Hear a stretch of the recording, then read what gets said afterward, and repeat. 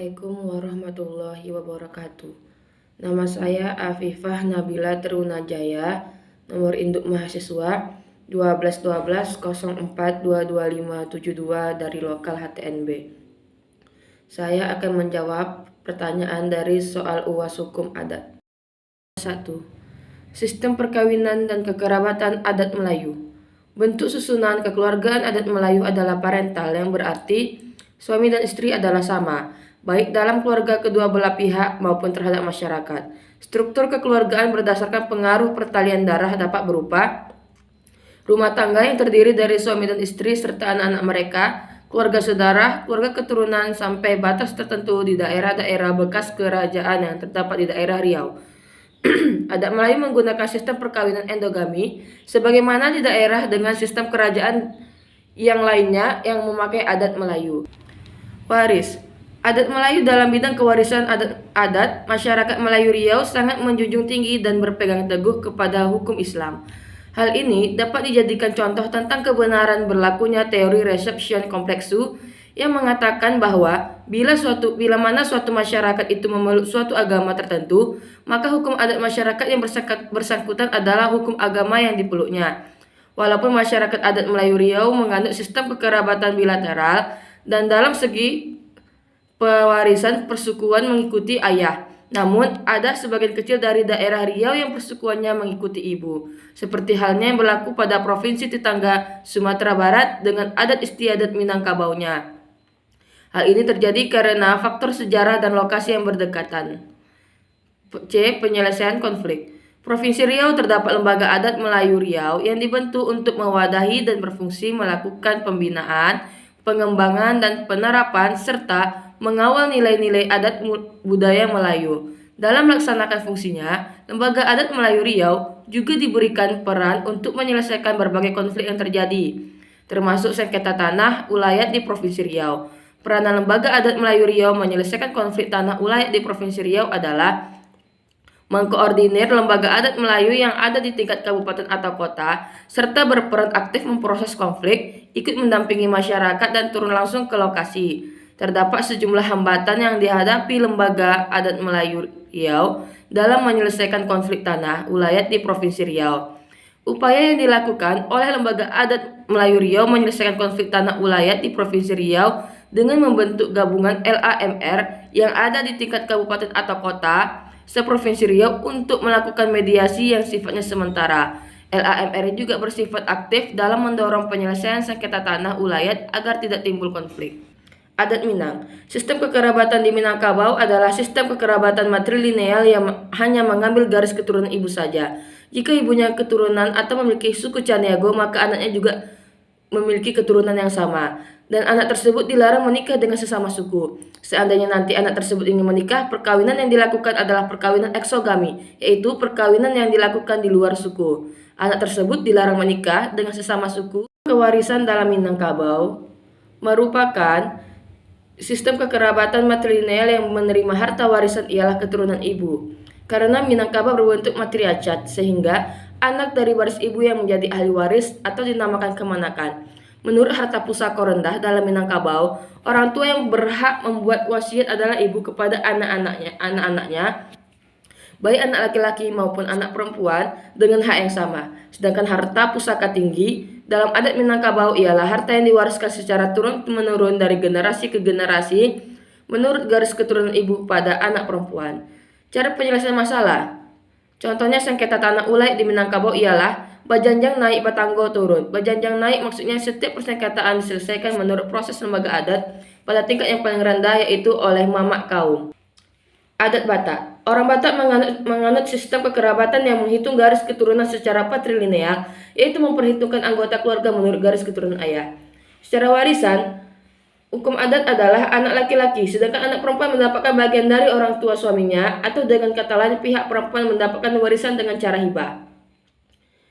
Perkawinan yang ideal bagi orang Batak Toba adalah perkawinan dengan pariban. Perkawinan orang Batak adalah perkawinan dengan orang yang di luar marganya sendiri. Cara penyelesaian konflik. Contohnya pernikahan. Menyelesaikan konflik dengan memperdamaikan dilakukan secara adat dan kepala suku juga bertugas sebagai seseorang mengambil keputusan adat yang mana keputusan yang diambil mengikat pada keputusan serta menyiapkan kerukunan dalam kekeluargaan masyarakat. Sistem kekerabatan Jawa. Sistem kekerabatan Jawa tidak tergantung pada suatu sistem normatif atau sebuah konsep tertentu. Pada umumnya, orang Jawa hanya berhubungan dengan keluarga intinya, yaitu orang tua, saudara kandung, dan saudara kandung orang tua. Sistem waris di dalam masyarakat Jawa, semua anak mendapatkan hak waris dengan pembagian yang sama. Tetapi ada juga yang menganut asas sepikul segondong di Jawa Tengah. Artinya, anak laki-laki mendapatkan 2 bagian dan anak perempuan mendapatkan 1 bagian. Hampir sama dengan pembagian waris terhadap anak dalam hukum Islam. Sistem perkawinan masyarakat Jawa, mereka menganut sistem perkawinan bebas, yang dimana mereka tidak membedakan laki-laki dan perempuan. Dalam penyelesaian masalah masyarakat hukum adat Jawa, contohnya penyelesaian sengketa waris.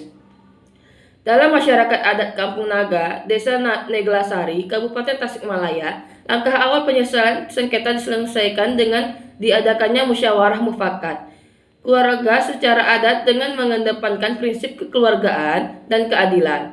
Perspektif hukum dan adat mekanisme musyawarah mufakat telah sejalan dengan asas-asas pembagian hukum waris adat. Begitupun dalam perspektif hukum Islam, mekanisme tersebut telah sejalan dengan Al-Quran Surah Al-Hujurat ayat 9 dan pasal 183 KHI mengenai asas perdamaian. Nomor 2. Tahap-tahap perkawinan adat. Adat Melayu. Pertama, merisik. Penyelidikan terhadap calon mempelai perempuan dari pihak keluarga calon mempelai laki-laki. Tujuannya untuk melakukan penilaian apakah gadis tersebut layak untuk menjadi menantu atau tidak. Kedua, merasi. Meramal keserasian antara pasangan yang akan dijodohkan. Ketiga, meminang. Pihak keluarga laki-laki mengutus salah seorang yang dituangkan laki-laki maupun perempuan untuk memberitahu kepada pihak perempuan bahwa beberapa hari kemudian akan ada rombongan yang datang untuk melakukan peminangan. Keempat, mengantar tanda. Pihak laki-laki akan mengundang kerabat, saudara, dan tetangga untuk diikutsertakan dalam acara. Acara mengantar tanda ini dipimpin oleh orang yang ada di dalam peminangan menjadi ketua rombongan. Kelima, mengantar belanja. Hantaran keperluan untuk pesta pernikahan pihak laki-laki datang ke rumah pihak perempuan, kemudian mengantar belanja keperluan pernikahan, kebutuhan, maupun beberapa benda keinginan pihak perempuan. Keenam, mengajak dan menjemput. Kegiatan ini hendaknya dilakukan secara seksama dan kekeluargaan karena syarat akan nilai-nilai kebersamaan. Kemudian kegiatan ini menyangkut kepada penghargaan atau kedudukan seseorang dalam bermasyarakat. Ketujuh, berendam. Berendam merupakan kegiatan percukuran bulu roma pada tengkuk maupun wajah dan mencukur rambut untuk calon pengantin perempuan dan laki-laki. Tujuannya untuk membersihkan sang calon pengantin dari kotoran dunia sehingga hatinya menjadi suci. Kelima, limau manis.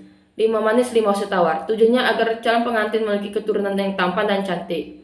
Sedangkan limau warna yang melilit diharapkan rezeki calon pengantin mengalir terus bagaikan air di sungai. Kesembilan, barinai. Upacara barinai dilakukan dengan tujuan untuk menolak bala dan melindungi pengantin dari mara bahaya, meningkatkan aura dan cahaya pada pengantin wanita dan memunculkan wibawa pengantin pria. Kedua, adat Minang. Yang pertama, merasek. Utusan dari keluarga pihak calon mempelai wanita akan mendatangi keluarga calon mempelai pria. Kedua, meminang dan babimbing tando. Pihak keluarga calon mempelai wanita datang membawa buah tangan untuk keluarga calon mempelai pria. Ketiga, mahanta siri, di mana kedua mempelai meminta izin pada dan doa restu pada anggota keluarga yang dituakan. Keempat, babako. Pihak keluarga dari ayah calon mempelai wanita yang disebut dengan bako menunjukkan kesayangan terhadap calon mempelai wanita dengan memberikan bantuan biaya sesuai dengan kemampuannya. Kelima, malam bainai. Dilakukan semalam sebelum hari pernikahan. Malam bainai dilakukan sebagai ungkapan kasih sayang dan doa restu yang diberikan oleh para sesepuh keluarga calon mempelai wanita. Keenam, manjampuik marapulai. Calon mempelai pria akan dijemput untuk menyambangi kediaman calon mempelai wanita untuk melangsungkan akad nikah. Ketujuh, penyambutan di rumah anak daro. Prosesi pernikahan adat Padang dilanjutkan dengan penyambutan calon mempelai pria di rumah calon mempelai wanita. Kedelapan, akad nikah. Orang tua pihak wanita melepaskan putrinya untuk dinikahi oleh pria dan mempelai pria menerima mempelai wanita untuk dinikahi. Kesembilan, basandiang di pelaminan. Kesepuluh, sesuai sah menjadi pasangan suami istri. Kedua mempelai kemudian bersanding di rumah mempelai wanita, anak daro, dan marapulai akan menanti tamu undangan sambil musik didendangkan di halaman rumah. Ke-11, tradisi usai akad nikah. Ke-12, manikam jajak. 1 minggu setelah hari pernikahan, kedua mempelai akan bertanah ke rumah orang tua dan niniak mamak pengantin pria membawa makanan. Sikap ini dilakukan untuk menghormati orang tua dan niniak mamak pengantin pria. Yang kedua, tahap pelaksanaan perkawinan masyarakat hukum adat Jawa. Pertama, meminang melamar. Artinya meminang karena pada zaman dulu di antara pria dan wanita yang akan menikah, kadang-kadang masih belum saling mengenal. Jadi hal ini orang tua yang mencarikan jodoh dengan cara menanyakan kepada seseorang yang belum memiliki pasangan. Kedua, musyawarah dalam perkawinan. Bisa dimusyawarahkan hari baik untuk menerima lamaran atas persetujuan bersama. Ketiga, perkawinan segala persiapan tentu harus dilakukan. Dalam pernikahan Jawa, yang paling dominan mengatur jalannya upacara perkawinan adalah pamaes, yaitu dukun pengantin wanita yang menjadi pemimpin dari acara pernikahan adat atau perkawinan adat. Dia mengurus dandanan dan pakaian pengantin laki-laki dan pengantin perempuan yang bentuknya berbeda selama pesta pernikahan. Adat Batak. Pertama, manggirit. Tahap memilih gadis yang akan dijadikan istri yang sesuai dengan kriteria laki-laki atau keluarganya. Yang kedua, mangalehon. Tanda ini apabila laki-laki telah menemukan perempuan sebagai calon istrinya, kemudian keduanya saling memberikan tanda. Ketiga, marhusib. Keempat, martupol, merupakan acara kedua pengantin dihadapkan pengurus jemaat gereja diikat dalam janji dan untuk melangsungkan pernikahan. Kelima, marhata sinamot. Pembicaraan tentang sinamot dari pihak laki-laki, hewan apa yang akan disembelih, berapa banyak jumlah ulos, jumlah undangan, dan di mana upacara perkawinan akan dilaksanakan. Keenam, martonggo raja. Ketujuh, manjalo pasu-pasu. Kedelapan, merunjuk atau alon unjuk. 9, dialap jual. Artinya jika pesta pernikahan diselenggarakan di rumah pengantin perempuan, maka dilaksanakanlah acara membawa pengantin perempuan ke tempat mempelai laki-laki. Ke-9, ditaruhon jual. Pengantin perempuan dibolehkan pulang ke tempat orang tuanya untuk kemudian diantar lagi oleh para namborunya. Ke-10, paula une. Saling berkunjung antara kedua belah pihak keluarga. Ke-11, manjae. Kalau laki-laki tersebut bukan anak bungsu, maka ia akan dipajai, yaitu dipisah rumah atau tempat tinggal dan mata pencarian. Ke-12, maningkir tanggae. Adalah jurnal artikel yang telah di-print untuk jawaban nomor 3. Nomor 3. Judul, peran Lembaga Adat Melayu Riau dalam mengembangkan budaya Melayu Riau di Kota Pekanbaru. Penulis Yeti Armaliza. Nama jurnal Pendidikan Sejarah FKIP, lembaga yang menerbitkan Universitas Negeri Riau, volume 3 tahun 2013. Peran LAM Riau dalam mengembangkan budaya Melayu di Kota Pekanbaru. A. Bidang pendidikan. Mengadakan pelatihan pembinaan generasi muda melalui agama dan nilai-nilai adat yang diikuti oleh peserta dari SMP, MTS, MAN, dan SMK sekolah. LAM Riau memiliki peran mengadakan lebih meningkatkan perpustakaan adat, publikasi, dan dokumentasi adat yang berisikan tentang informasi sebagai macam budaya Melayu di Kota Pekanbaru, lalu mengembangkan budaya Melayu, adat istiadat melalui pada setiap jenjang sekolah melalui mata pelajaran muatan lokal di Pekanbaru. B. Bidang ekonomi. Pengembangan budaya Melayu Riau melalui pemberdayaan ekonomi masyarakat Melayu Riau antara lain mendirikan Yayasan Lembaga Adat Melayu Riau, koperasi untuk memperoleh dana dalam mendukung kegiatan Lembaga Adat Melayu Riau atau LAMR dengan memperdayakan masyarakat Melayu setempat, mempertahankan dan memperjuangkan kembali hak-hak adat atas tanah wilayah. Jurnal kedua, judul Peran Lembaga Perbato dalam melaksanakan upacara Mangokal Holi pada masyarakat Batak Toba di Kelurahan Talang Mandi, Kecamatan Mandau, Kabupaten Bengkalis.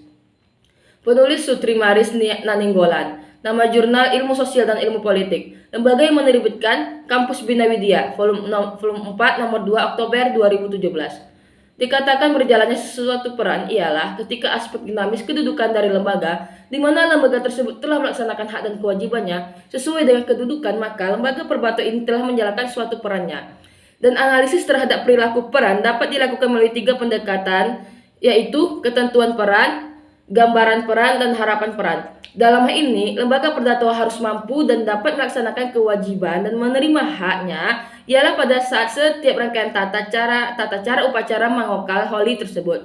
Lembaga harus hadir dan ikut ambil bagian di dalamnya. Dalam upacara Mangokal Holi suku Batak Toba melalui beberapa rangkaian tata cara proses yang merupakan tradisi dan juga sudah biasa dilakukan pada saat upacara kematian. Tata cara proses upacara itu diawali dari beberapa tahapan, mulai dari tahap persiapan yang dilakukan oleh pihak keluarga yang juga dibantu oleh pihak lembaga hingga tahap pelaksanaan upacara Mangokal Holi. Itu saja yang saya dapat sampaikan dari jawaban UAS Hukum Adat. Terima kasih atas perhatiannya. Wassalamualaikum warahmatullahi wabarakatuh.